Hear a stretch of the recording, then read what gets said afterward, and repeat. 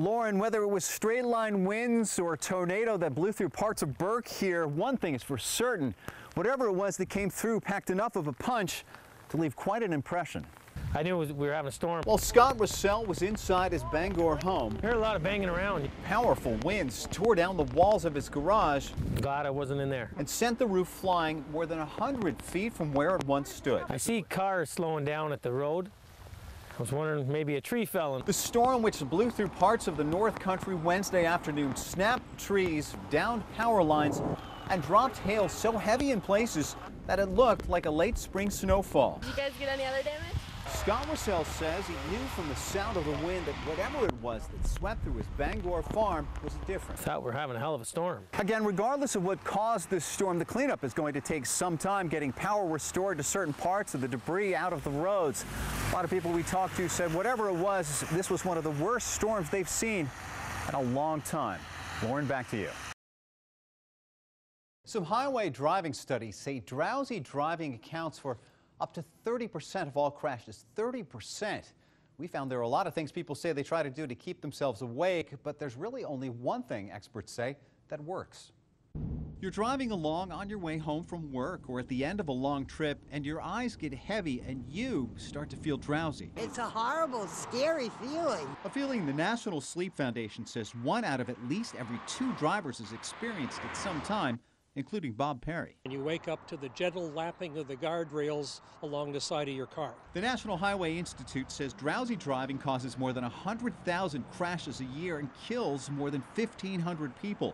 The problem, experts say, is that sleep deprivation mimics the effects from alcohol. Go without sleep for 24 hours and researchers say you're just as impaired as someone who is legally drunk. Most rest areas in states including Vermont will tell you one of the best ways to combat fatigue: grab a cup of this.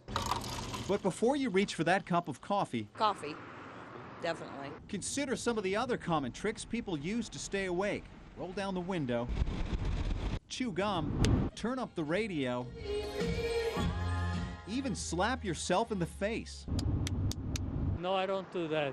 My wife does that. Experts say the only thing that really works is to pull over. Pull over. Pull over. Yeah. Get your wits back about you. Back to why coffee isn't the answer to staying awake. Experts say it does pick you up, but then it brings you down even lower than you were before. And more importantly, it takes about 30 minutes for the caffeine to kick in. And by then, if you're behind the wheel and drowsy, it could be too late. If you measure a campaign in footsteps, the Democratic candidate for Vermont Senate, Philip Baruth, and we'll just say hi. is a well-worn veteran. Well, thanks for letting us put it up. But in reality, the political novice will tell you it's tough to get people's attention this primary season, no matter how many doors you knock on, no matter how many signs you post. I'm out here working like a dog.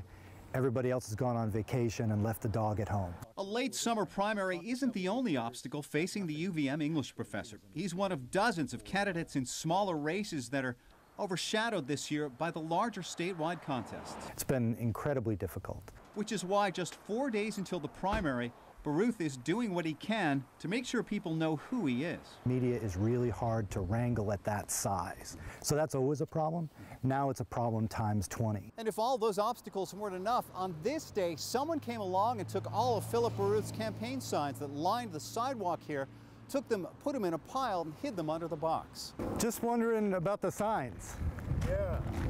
Sorry, we just wanted to put up some of ours. Turns out workers for one of the candidates for Vermont governor were to blame. They took ours down so they could put theirs up. Does that seem fair? Well, it's not legal, for one thing. What makes this even worse, Baruth says, despite the advances in new media, those $2 campaign signs are the most effective way to get your name out, especially in a race few people are paying attention to. In Burlington, Greg Navarro, Fox 44 Local News. Eating lunch sitting by huge open windows on a warm spring day. Sounds like a great idea, right? That's what we thought until we got a hold of the Vermont Health Department's restaurant inspection report on Zabby's Stone Soup in Burlington, which received a very low score of 73, just 4 points above being shut down on the spot.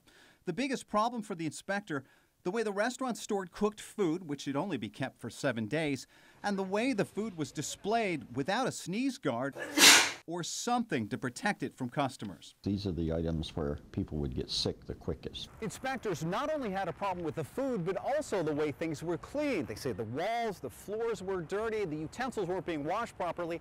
Even the dishwasher wasn't working the way it should. But what we found most shocking wasn't the violations, but the restaurant's reaction to them when I went inside. We're trying to present something that's really unsterile and real, that they, Right. And we feel like we're better off taking a hit on the health aspect. I feel like, our customers understand. Wow. We found another low restaurant inspection score for Men at Walk in Williston, a 76. I mean, are you happy with that score?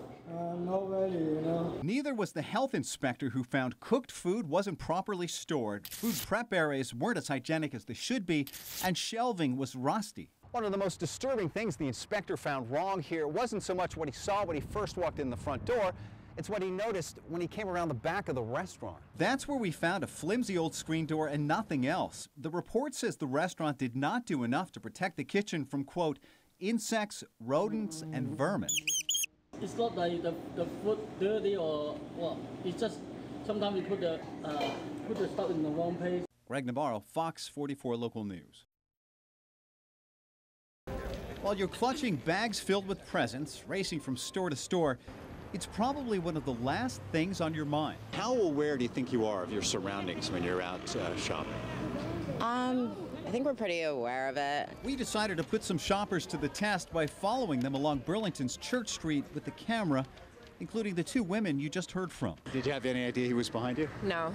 Well, I'm glad it was you and not someone else. Experts say knowing what and who is around you is one of the keys to staying safe. If you're the bank guy and you're looking for somebody, you're looking for somebody with a lot of bundles, seem like they're, sort of ambling along and not paying too much attention. And often oblivious to who may be following you. Did you have any idea that a camera was following you as you were walking out here tonight? No, we had no idea.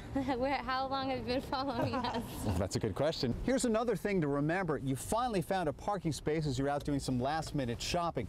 Now, the thing you don't want to do, don't simply just get out of the car without taking a look at where you are. Take a good notice of your surroundings.